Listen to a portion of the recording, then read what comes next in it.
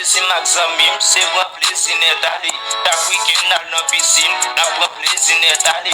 Gen lot tou ka pe kriye, na pran plaisir net ale. Men kounya yo arite yo, e wak din sou te konen. E wak din sa se madame ou sou konon pat ma konen. Men kounya tombe nan show wal ti a isim te konen. Banti ches bo koutande, bo son di ka pe pale. Men kounya yo arite yo wal ti a isim te konen. Si imde konen, sa ta konen la. Si imde konen, mwen pata plenye. Si imde konen, sa ta konen la.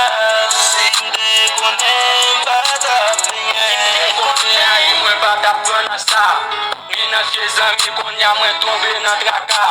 Lem de gen l'argent se gaspillé avec zami. Chaque samedi dimanche se prend plaisir avec zami. Mwen pat pense ak demain, konya m tombe nan plenye. Nan pran pos remen gade li tombe nan Berlin. Si mwen pat remen mes amis, m pat ak jem konen. Mwen telman remen se kom si tout avin nan men.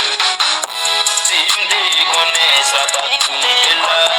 Si mde konen, mwen pat ap plenye. Si mde konen, sa ta konen la. Si mde konen, pat ap plenye. Yo maman de biti gen yo nadan ni blisame. Men sal blisame ya se le ki arrive mariye.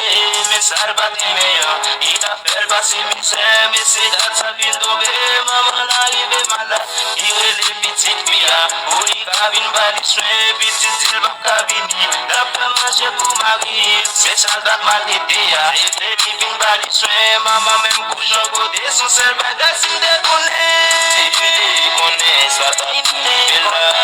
Si mde konen, mwen pata plenye. Si mde konen, sa ta konen la.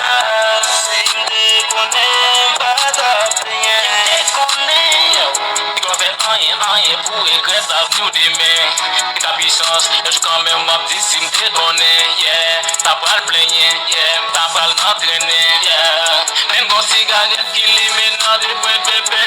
Comment on fait femelle? Ou te quitter pour pas gagner chérie? Comment on va le faire femelle? Ou te garder sur apparence, mamie? Comment on va le faire femelle?